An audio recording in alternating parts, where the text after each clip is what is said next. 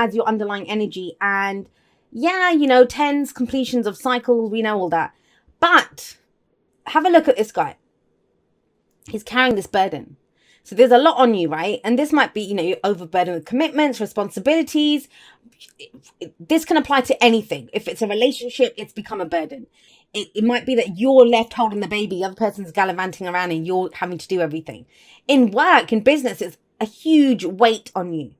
You know, apply the energies as need be. But the kind of base energy of this card is one that says, hey, you're carrying a burden now. I'm going to say this. And people don't like this, and this is when they start arguing. And he is willingly carrying that burden. He's willingly carrying that burden.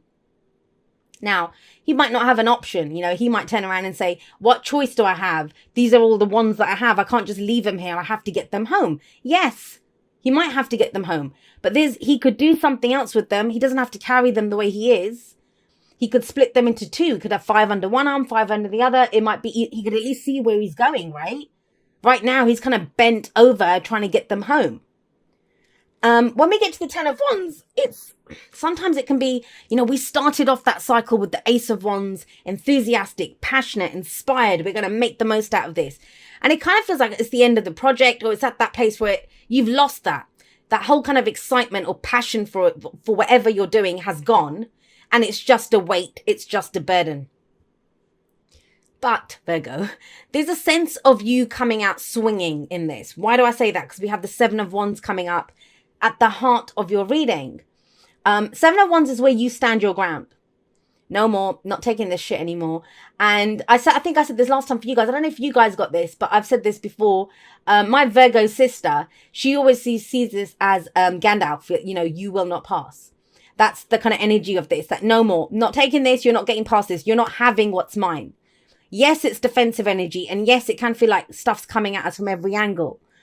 But you kind of take a stand against whatever it is that's coming up. You're just done.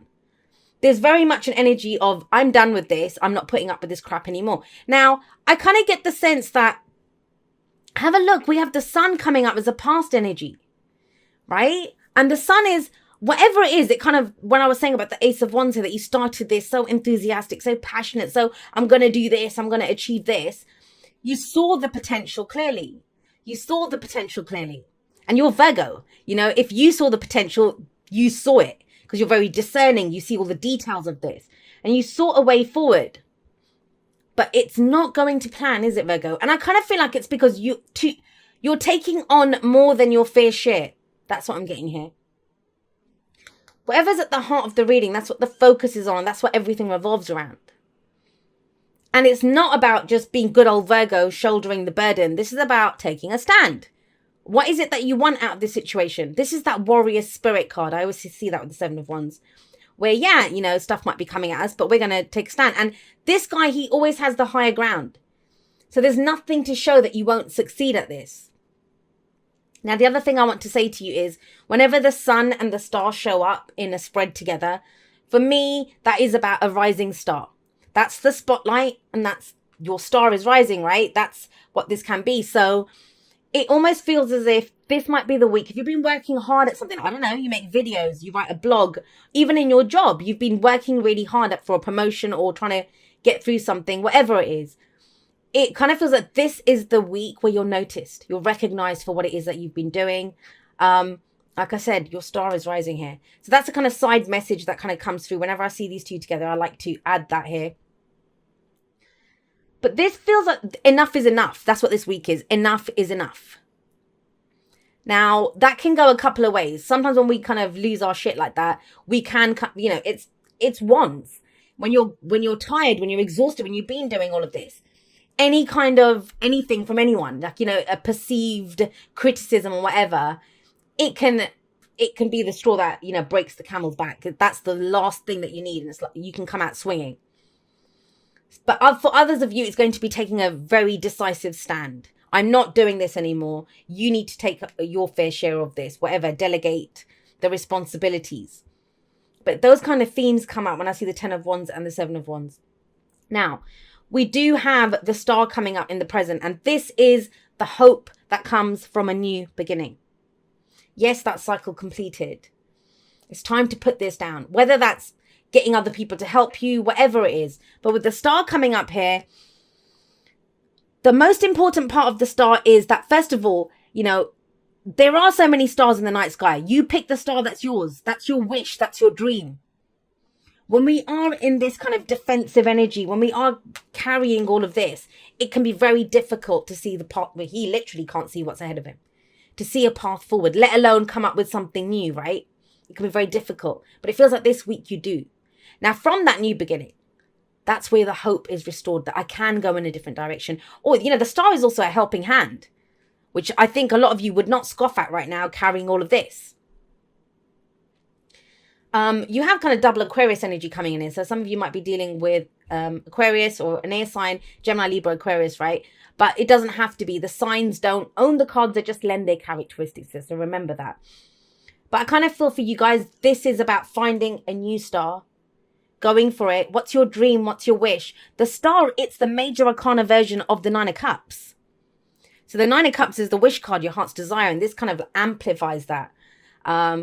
The minor arcana, like the Nine of Cups, etc., that's more our day-to-day. I always see that as, how we experience life day-to-day. Whereas major arcana energy, and you have a couple here, beautiful cards you have, major arcana, this is in the direction of our life. So I get it, guys. I get it. And some of you can see that. You can see that there's a point to what you've just been through. You might not be loving it. You don't have to love it. We're human beings. We're here to experience the whole spectrum of human emotions.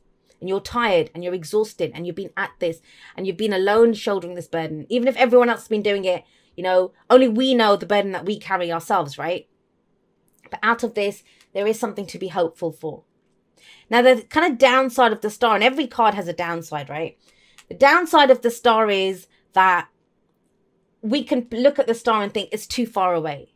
I want that star. I know that's my guiding star, but it's too far away. It's too difficult to get there, especially if you're carrying this. So that would be the first thing to drop, to get rid of, or to kind of deal with this, whatever this burden is. For some, it's going to be, what is a burden? Financial burden. Maybe you're having to pay all the bills. You're doing all the work. You're taking care of the home, the family, the whatever. Or you just don't have time to do anything, all the things that you want to do. There's too much on your plate. There's a very kind of freeing, liberating, healing energy that comes in with the star. It's just about going in a totally different direction. Some people might be shocked by that. Because what kind of comes out of this, that star energy, once you find your guiding star, that's your true north with the star. You find what is yours and you follow that. This is going to take me to where I want to be. Then we have the King of Swords coming up as a future energy now. Like I said, that's air energy, but it could be anyone who's kind of logical, emotionally detached. And I think that's you. I think that's you. I think this is where you communicate. You lay down the law, basically, as the King of Swords. I'm not doing this anymore. I'm not defending. I'm not dealing with all of this crap. This is how it goes. And that's when that sword comes down, it cuts out all the crap. Very few people can actually, I don't think anyone can really argue with the King of Swords. That's why he's the king. He has mastery over his suit. Swords are all about our thoughts, our beliefs, our ideas, and how we communicate them. And there's no one that can communicate like the King of Swords. And he's honest. He's honest. He doesn't lie. His word is his oath. He stands by what it is that he says. But there's just a feeling of, I am done with this crap. I had a dream here. I saw potential here. Somehow it turned into this, but I'm getting back on track. I'm following my star. I'm going to where I know I want to be, towards wish fulfillment. But there's a conversation that needs to be had here. Now, Leo just got the King of Swords. And I was saying that if we're talking about, if it's not you, if we're looking at kind of careers, this can be a lawyer. This can be an advisor. This is a consultant. This could be someone who comes in and advises you on how to deal with it. So you can pursue your happiness, pursue what it is that you want. But have a look at what comes up as your advice. We have the Three of Pentacles here. And the Three of Pentacles, it is about, that's the kind of thing here. This card talks about working together. It's about sometimes compromise because everyone brings something different to the table. And we have to kind of find out a way to make it work together. But this is also recognition. That's why I get this whole kind of the rising star and, you being noticed, the spotlight. The spotlight was there, but I don't think you were noticed until now, until this week. And this is about recognition at work as well. It doesn't have to be that. The other way that you can look at this, and I've been waxing lyrical about these all over the place, is have a look at the 3 different people. They all represent like the mind, the body, and the spirit. The mind here is the guy with the plans, right? This is logical. This is what we're going to do. King of Swords kind of energy. Very logical energy. No emotions come into it. The body is this guy. That's the physical labor that we put in. He's physically doing the work, making the changes that they're telling him about. And then we always see this guy here. He looks like some kind of monk, or, some kind of, maybe he's from this cathedral that they're building. And that's the spirit for me. So it's using your mind, body, and spirit, your intuition, the logic, and then putting in the physical kind of action that's needed to do this, to be recognized. It's pulling all 3 together, making them work together to get to achieve what you want to achieve. This is about planning for the future. Planning for the future. Now, I want to say this. This is whack-a-mole. How can you plan for the future? How can you progress? How can you find a new route? How can you do anything if all you're doing is whatever happens, you're just putting out fires all over the place? Dealing with this. Okay, this needs to be repaired. All right, I need to do that. Okay, well, I have to get to work and do this. I have to do that. That's what this is. And you're just reacting to each thing as it comes. And I think this week feels like a welcome relief in that you can now find a pathway to go. When we're in defensive mode, when we're braced for impact all the time, how can we send out energy? We can't. We're defending ourselves against what's coming in at us. And this feels like a flip. There's a flip here. And this is about you speaking your truth, Virgo. Maybe this is where you say, this doesn't work for me, or, something needs to be done here. But I feel like you have a plan with it. Typical Virgo style, right? You're not just going to go in and complain. You're going to go in, say what's wrong, and then you've got a solution as well. Now, what sits above the 3 of Pentacles as you're planning for the future? The sun. The sun. You haven't given up on this. Whatever this dream was, whatever that path was that you saw towards happiness, towards fulfillment, right?